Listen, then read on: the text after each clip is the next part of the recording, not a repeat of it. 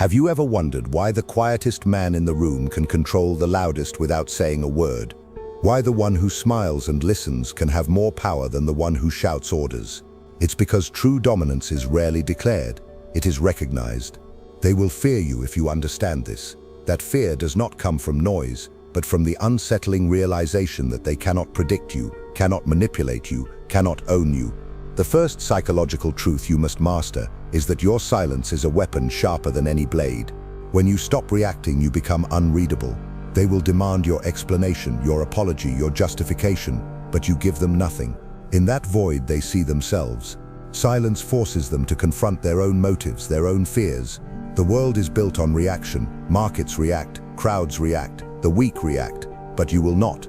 Your refusal to react makes you ungovernable, and there is nothing more terrifying than someone who cannot be controlled. Consider the second truth. Predictability is vulnerability. As long as you are predictable, you are exploitable. They study your patterns. They know what pleases you, what offends you, what makes you desperate for approval. They know which words to say to win you over, which accusations will make you explain yourself, which silences will make you fill them with your confessions. But when you become a mystery, when your words are rare, when your expressions are disciplined, they lose their hold. You move like smoke. They cannot grab you, cannot corner you, cannot define you. The predictable man is a puppet with strings everyone can see. The unpredictable man is an enigma that everyone fears offending because they don't know what he might do. Machiavelli understood this well. It is better to be feared than loved if you cannot be both, but it is fatal to be dismissed. And predictability is the death of respect. Now the third truth.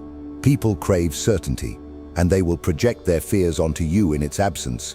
When you offer no immediate reaction, no easy explanation, you become a mirror that reflects their anxieties. They will accuse you of arrogance, of cruelty, of being untrustworthy. Not because you are these things, but because your calm threatens their illusion of control. This projection is power. It means you are shaping their emotional landscape without touching them. The wise understand this and use it. When you remain centered while others lose their composure, you reveal who is truly in command. They will call you manipulative. They will say you are playing games. But remember, power is not given, it is taken. And most people will surrender it gladly to anyone who seems to understand them better than they understand themselves. Your role is not to comfort them, it is to make them respect you enough to never underestimate you again. You must ask yourself, why do you speak so quickly? Why do you rush to justify, to apologize, to explain? Because you fear being misunderstood. Let them misunderstand you. There is strength in opacity. The man who reveals everything becomes small in the eyes of others.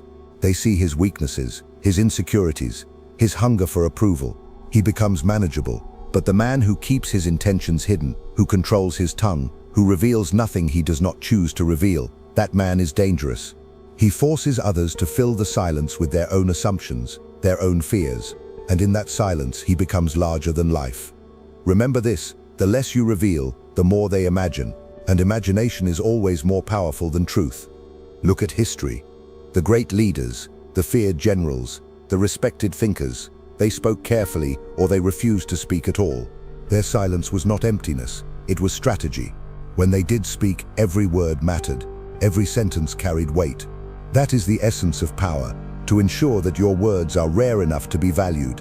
Don't waste them trying to be liked. Don't waste them explaining yourself to people who will never truly understand you. Every time you rush to speak, you give away your advantage.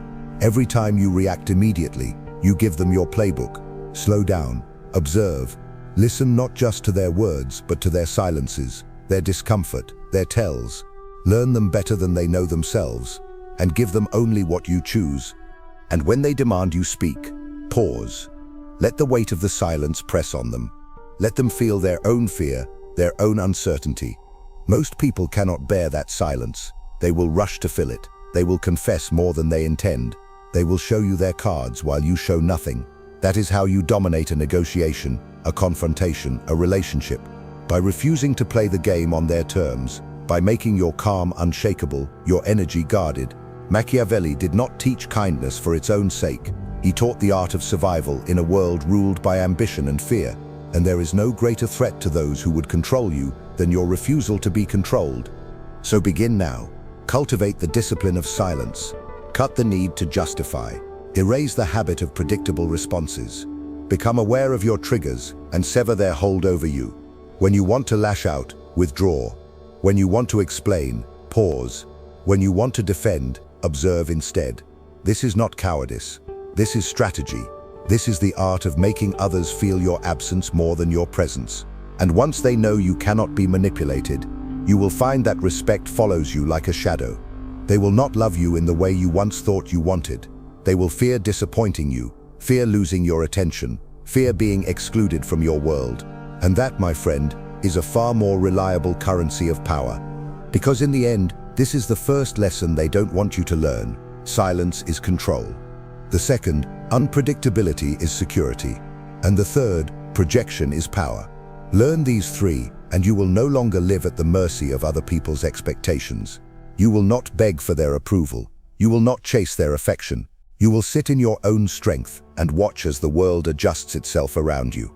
They will call you cruel, distant, even heartless, but they will know better than to cross you. And if you want to be anything in this world other than someone else's puppet, you will learn to make your silence louder than your screams. You think you know yourself because you can describe your preferences, your dreams, your fears. But let me ask you this. Do you know what triggers you? Do you know why certain words pierce your calm and make you lash out? Why certain silences make you fill them with desperate explanations? The fourth psychological truth is that whoever controls your emotions controls you. The manipulator doesn't need to tie you down. They only need to know which words will ignite your rage, your guilt, your need for validation. Understand this. Your emotions are levers, and the world is full of people ready to pull them. The only way to free yourself is to become the master of your own emotional landscape. When you no longer react automatically, you stop being predictable. And when you are no longer predictable, you become unmanageable. But mastering your emotions is not about becoming cold, indifferent, or dead inside. No, this is the fifth truth you must learn. True power lies in selective vulnerability. Show them only what you choose. Reveal your anger only when it serves you. Offer your empathy only when it is earned. Do not mistake raw openness for authenticity. The world will punish you for unguarded honesty. It will weaponize your confessions, twist your admissions, replay your weaknesses at the worst possible moments. The wise man understands that not everyone deserves access to his soul. He learns to compartmentalize, to share strategically, to reveal his wounds only to those who have proven they will not press their fingers into them. Selective vulnerability is not dishonesty, it is survival. It is the art of choosing who is worthy of your truth. And now for the sixth truth, perhaps the most uncomfortable of all. Guilt is the leash they use to lead you. Think about how often you act from guilt.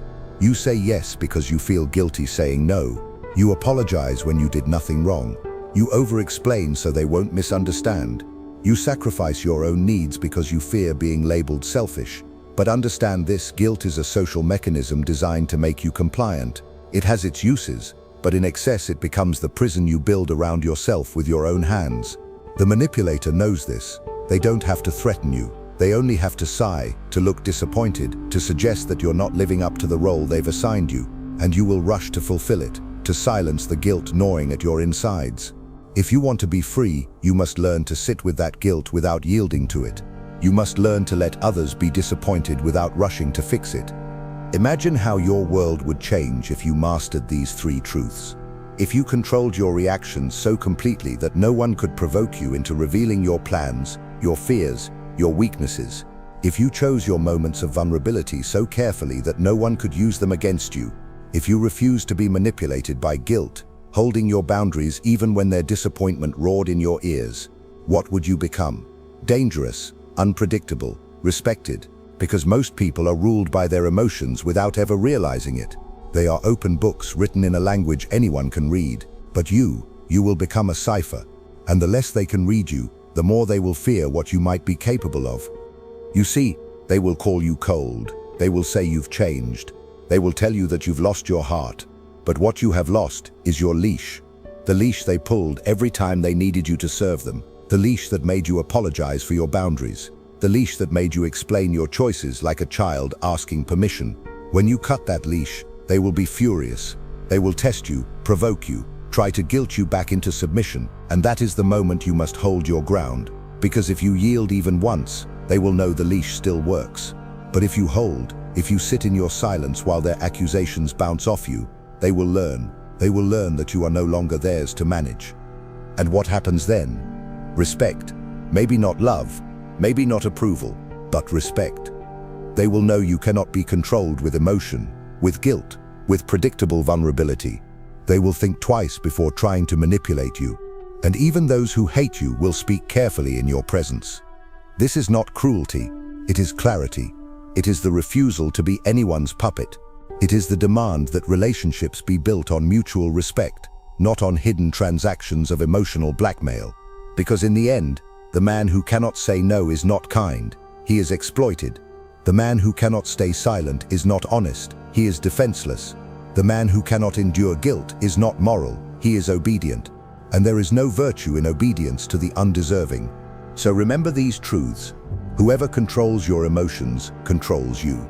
Selective vulnerability is your shield. Guilt is the leash they will use to lead you.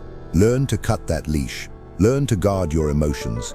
Learn to choose who is worthy of your truth. And you will stop being the predictable, pliable, endlessly available version of yourself they thought they owned.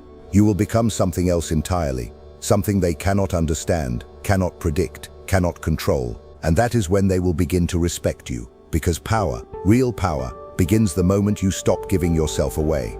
Do you know why some people always seem to get what they want without ever asking directly? Why their needs are met before they even voice them? It's because they have mastered the seventh psychological truth. People obey what they do not want to confront. They avoid conflict. They avoid discomfort. They avoid the tension of saying no. And so they say yes. Understand this deeply. The human mind craves ease. The manipulator creates an atmosphere where refusal feels harder than compliance. They will never demand outright. They will imply. They will suggest. They will make you feel that denying them would be rude, cruel, heartless. And you, wanting to avoid that discomfort, will give in. This is not your kindness at work. It is your aversion to conflict. If you wish to be free, you must learn to sit in that discomfort, to let your no hang in the air without softening it, to let others feel their disappointment without rushing to relieve it. The eighth truth is that weakness is advertised in apologies that were never asked for. Watch how people preemptively apologize for existing, for taking up space, for asserting even the mildest boundary. I'm sorry, but I can't today. I'm sorry, but I don't agree. Apologies that undermine the very boundary they are trying to establish. The manipulator senses this instantly. They know you are primed to fold. They know you feel guilty even before you've denied them anything. And so they push, they press, they escalate. Because your apology has told them everything they need to know about you, that you don't believe you have the right to say no. Understand this. Apology is a tool for repair, not permission. Do not wield it like a white flag before the battle has even begun. Reserve it for your mistakes, not for your boundaries. Let your no be clean. Let it be unadorned. Let it be final. And the ninth truth is the most insidious of all. They will praise you to own you. Flattery is the leash they disguise as affection. Watch how they compliment your generosity, your loyalty, your patience. Not because they admire it, but because they want you to keep providing it. The manipulator's praise is not about you, it's about them. It's the currency they pay you to secure your continued service. And most people are so starved for validation that they will sell their freedom for it. They will double their efforts to be seen as good, kind, helpful. They will work themselves to exhaustion for the approval of someone who has no intention of reciprocating their effort. Recognize this trap. Let praise pass through you like wind through an open door. Thank them if you must, but do not let it define you. Do not let it steer you. Accept it without dependency, because the moment you need it, you are theirs. You see, most people don't want to admit these truths. They want to believe that the world is fair, that kindness is always rewarded, that flattery is sincere.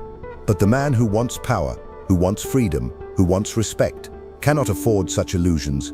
He must see things as they are, not as he wishes them to be. And what you will see, if you dare to look clearly, is that the world is full of people who will use your fear of conflict, your reflexive apologies, your hunger for praise, to make you serve them. They won't thank you for it. They won't even notice your sacrifice. They will take it as their due. And when you are exhausted and empty, they will call you selfish for asking anything in return. This is why you must become something different. You must become the man who can sit in someone else's discomfort without flinching, who can say no without apology, who can hear praise without needing it. Because when you no longer fear conflict, they will tread carefully around you. When you no longer apologize for your needs, they will learn to respect them. When you no longer melt under praise, they will realize they cannot buy you so cheaply. You will stop being the predictable, obliging tool they have always used. You will become something unsettling, something they cannot manage, and that is the beginning of power. But do not be fooled. This transformation will not make you popular. It will not make you loved in the way you are used to. It will make you respected. It will make you valued. And even those who resent you will do so with caution, because you will have taught them something most people never learn, that you are not for sale, that your emotions are not levers they can pull, that your kindness is a gift, not a debt, and they will hate you for it, even as they admire you. They will call you difficult, unyielding, even cruel. Let them. The world does not need more agreeable men. It needs men who cannot be bent by guilt or praise or the promise of affection. So listen carefully. People obey what they don't want to confront. Weakness is advertised in unnecessary apologies. Flattery is the leash they use to keep you close. Learn to hold your ground in conflict. Learn to stop apologizing for your existence. Learn to see praise as currency, not truth. And when you do, you will become unrecognizable to those who thought they owned you. They will see you and feel something primal in their gut, a discomfort, a hesitation, a respect they cannot explain. Because they will know, even if they never say it, that you are not like the others. You cannot be led, you cannot be owned, and that is when they will begin to fear you. They will never tell you this openly, but they depend on your ignorance. This is the 10th psychological truth. Those who want to control you need you to be unaware of your own value. They will not come out and say you are powerful, because the moment you realize it, you will stop serving them. Instead, they will downplay your contributions. They will tell you you're overreacting, too sensitive, too much. They will belittle your boundaries, scoff at your ambitions, question your decisions. Not because these things are wrong, but because they threaten the dynamic that keeps them comfortable and you compliant. Understand this well. It is in their best interest to keep you small. Because a man who knows his worth cannot be cheaply bought. A man who understands his value is a man who is dangerous to those who thrive on exploitation. The 11th truth is equally uncomfortable. They will punish you for changing. Watch how quickly the smiles fade when you stop playing the role they wrote for you. When you begin to say no, when you stop apologizing, when you refuse to be predictable, they will accuse you of being selfish, cold, arrogant. They will say you've changed as if change were a crime. And it is, to them, because your growth exposes their stagnation. Your boundaries reveal their entitlement. Your silence unmasks their dependence on your reaction. They are not angry because you hurt them. They are angry because you stopped enabling them. And in their world, that is unforgivable. This is the tax you pay for evolution, losing the approval of those who only valued you when you were easy to manage. Then there is the 12th truth, the one that reveals the entire game. They want you dependent. They will never say it, but they want you to need them more than they need you. They want you worried about their opinion, desperate for their validation, hungry for their praise. They want you bound to them by your own insecurity, because dependency is control. If you need them, you will tolerate more, you will explain more, you will give more than you want to give. This is the quiet contract they hope you will never read. The fine print says, as long as you need me, I own you. And most people sign it willingly, with smiles on their faces and apologies on their tongues. But you must learn to read every contract life offers you. You must see the chains disguised as gifts, and you must have the courage to walk away from any deal that costs you your freedom. Think for a moment about your own life. How many relationships, jobs, friendships have you stayed in too long because you feared losing approval? How many times have you swallowed your truth because you feared their anger? How often have you prioritized being liked over being free? These are not small betrayals. They are daily surrenders of your sovereignty, and you must see them for what they are, evidence of how well the game works, because they don't have to chain you physically. They just have to convince you that you can't survive without them. They have to make you believe that your value depends on their acceptance. Once you see this clearly, you will feel a rage rising in you. Let it. It is the first sign of life, after too long spent sleepwalking through the role they assigned you. But do not waste that anger in reaction. This is the path of the predictable man, the easy-to-manage man. Instead, use it as fuel to build discipline. Discipline over your words, over your emotions, over your choices. Because they are waiting for you to overreact. They are hoping you will break your silence with pleading or rage. They want you to collapse, to beg, to prove them right when they call you unstable or difficult. Don't give them that satisfaction. Your silence will say more than any argument. Your calm will be your rebuke. Your refusal to participate in their performance will force them to confront the emptiness of their own behavior. This is not passive aggression. It is strategic sovereignty. It is the art of stepping back so they see themselves clearly for the first time. Understand that this will not make you beloved. It will make you respected, feared, even hated. But you do not need their love. You need your freedom. Because the man who lives for approval lives on his knees. And no amount of praise is worth that posture. The man who refuses dependency, who is content to walk alone if he must, who knows his own worth so thoroughly that no insult can diminish it and no flattery can inflate it, that man cannot be controlled. He cannot be manipulated. He is the one they warn others about in hushed tones, because he is dangerous to the comfortable order they have built. He is the exception to their rules. He is the reminder that submission is a choice and freedom is always possible, but only for those willing to pay its price. So learn these truths. They need your ignorance to exploit you. They will punish you for changing because it forces them to confront themselves. They will cultivate your dependence because it is the leash they hold. Break that leash. Embrace the punishment of their disapproval as proof you are becoming free. Let their discomfort confirm your evolution, and never again allow yourself to be defined by their acceptance. You were not born to be managed. You were not born to be anyone's emotional servant. You were born to rule yourself, and when you do, they will either rise to meet you at your level or fall away from your life. Either outcome is victory. Have you ever noticed how the world trains you to keep giving even when you're empty? This is the 13th psychological truth. The system thrives on your exhaustion. It rewards the agreeable, the accommodating, the ever-available. It labels sacrifice as virtue while quietly consuming you until there's nothing left. And when you're drained, depleted, too tired to fight back, that's when you're most useful to them. They will praise your work ethic while they watch you burn out. They will celebrate your loyalty while they never reciprocate it. They will admire your selflessness so long as it serves them. Because an exhausted man is a compliant man. He has no energy to resist, to question, to rebel. So they will keep you busy, keep you worried, keep you indebted. And you will think you are being responsible, noble, even necessary. But in truth, you are just being consumed. The 14th truth is no less brutal. They weaponize your empathy. The very thing that makes you human becomes the chain they use to bind you. They will tell you their problems, paint themselves as victims, appeal to your compassion. Not because they seek healing, but because they seek control. They know you cannot watch someone suffer without wanting to help. They know you will sacrifice your peace to save them from their chaos. And so they create crises, real or imagined, to ensure your attention stays on them. The manipulator doesn't need to be strong. They only need to make you feel responsible for their weakness. And the more you give, the more they demand. They will call you heartless if you pull away. They will accuse you of betrayal if you set a boundary. Because they know your empathy is a currency you keep spending even when the account is empty. And they intend to collect every last coin. Now the 15th truth. Scarcity creates value, and abundance destroys it. This is a law not just of markets but of human psychology. The more available you are, the less they value you. The more you give without asking, the more they expect. The easier you are to access, the less they bother to respect you. This is not cruelty, it is human nature.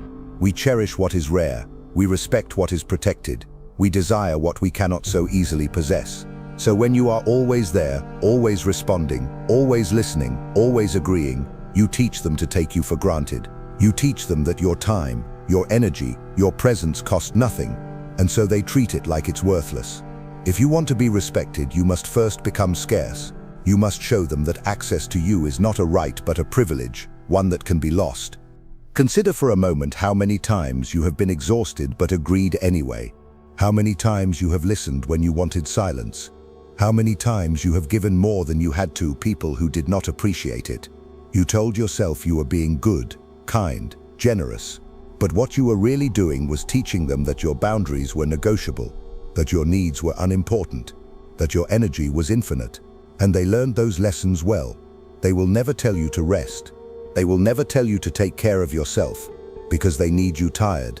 They need you available. They need you desperate for their approval. And the only person who can break that cycle is you. But breaking it will not be easy. The first time you say no will feel like cruelty. The first time you ignore the crisis that isn't yours to solve, you will feel cold. The first time you choose rest over responsibility, you will feel guilt clawing at you. They will notice too. They will call you selfish. They will question your loyalty. They will test your resolve, because you are not just changing your behavior, you are challenging the entire dynamic they depend on. You are teaching them that you will no longer be their emotional sponge, their crisis manager, their endless source of validation, and they will resist. They will punish you with anger, with silence, with rejection, but endure it, because it is proof that your strategy is working.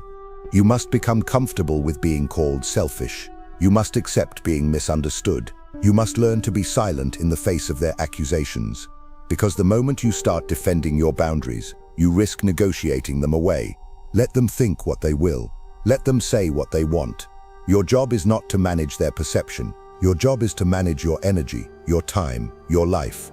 You will find that the ones who truly value you will adjust. They will learn to respect your no. They will learn to appreciate your yes. And the ones who refuse, let them go. Their anger is the price you pay for your freedom. So remember these truths. They will keep you exhausted to keep you compliant. They will weaponize your empathy to keep you giving. And they will devalue you if you make yourself too available. Withdraw your energy from those who waste it. Guard your empathy like the treasure it is, and make your presence a privilege, not a commodity. Because when you do, you will transform from the predictable, endlessly giving caretaker they take for granted into the sovereign force they cannot ignore. You will not be loved by everyone, but you will be respected by the ones who matter, and that is the currency of true power. They will never admit it, but they fear those who can walk away. This is the 16th psychological truth. Your willingness to leave is your greatest leverage. Most people stay where they are unwanted, undervalued, disrespected, because they cannot bear the thought of being alone. They trade their dignity for company, their freedom for security, their self-respect for acceptance. And those who know this about them exploit it mercilessly. They know you won't leave, so they don't change. They know you'll keep forgiving, so they keep offending. But the man who can walk away, the man who has trained himself to need no one more than he needs his own peace, that man is dangerous. He cannot be threatened, cannot be guilted, cannot be bribed with hollow apologies. He is free because he refuses to be captive to anyone's approval. The 17th truth cuts even deeper. They will try to make you believe that your boundaries are punishments. They will twist your no into an act of cruelty. They will paint your distance as abandonment. They will accuse you of being heartless, cold, ungrateful. Why? Because they need you to feel guilty for protecting yourself. They need you to see your own self-preservation as an act of violence. That is how they keep you compliant. If you dare to withdraw, to refuse, to disengage, they will escalate their tactics. Emotional outbursts, accusations, silent treatments. They will throw every tool they have at you to pull you back into the role you've decided to outgrow. This is the cost of setting boundaries, being misunderstood, being disliked, being villainized. But you must be willing to pay it, because the alternative is to keep betraying yourself for people who only love you when you're easy to use. Then comes the 18th truth, the one most never learn. Your absence is often more powerful than your presence. Most people think power is in what they say, what they do, how loudly they can assert themselves. But true power is often in what you withhold, when you refuse to explain yourself, when you deny them the reaction they're trying to provoke, when you walk away instead of fighting for their understanding, when you let silence do the talking. Your absence forces them to confront the space you once filled. It forces them to see the value they ignored. It creates a vacuum only your return can fill. But this is not about playing games. It is about reclaiming your dignity. It is about refusing to perform for people who never truly listened. About choosing peace over proving yourself. Presence can be powerful, but absence is unforgettable. Consider this. The man who cannot leave is a slave to those who know he won't. The man who apologizes for his own boundaries is granting permission for their violation. The man who is always there becomes furniture in someone else's life, useful but unnoticed. But the man who knows when to leave, who does not justify his no, who can vanish without explanation, that man commands respect, even in his absence. They will talk about him when he's gone. They will wonder what he's thinking. They will realize too late the value of what they took for granted. And some will hate him for it, not because he harmed them, but because he forced them to see themselves clearly. But make no mistake, this path is not easy. It is not comfortable. It requires you to be willing to endure loneliness, to face the silence without rushing to fill it, to let go of needing to be liked, understood, forgiven. It requires you to prioritize your own peace over their comfort. It demands that you stop rescuing people from the consequences of treating you poorly. This is the price of freedom, and most are unwilling to pay it. They choose to stay, to explain, to beg, to perform, to keep the peace at the cost of their own soul. But you are here because something in you knows there must be another way, that there is power in walking alone if it means you get to keep your self-respect. So let them misunderstand you. Let them call you cold. Let them tell their stories about how you changed, because you did change. You stopped being willing to sacrifice yourself on the altar of their comfort. You stopped offering explanations to people who never listened. You stopped trying to be loved by those who only valued you for your utility. And in that transformation, you became something rare, something unsettling, something they cannot own. You became free. And freedom, true freedom, will always frighten those who benefit from your captivity. Remember this final lesson. They will fear you if you can leave.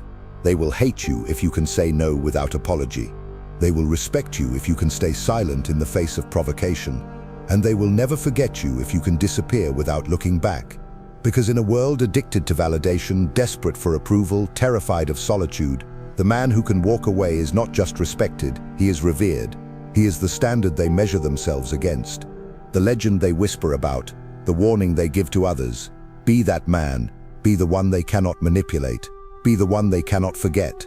And don't forget, keep watching the next video. It's more important than you realize. See you there.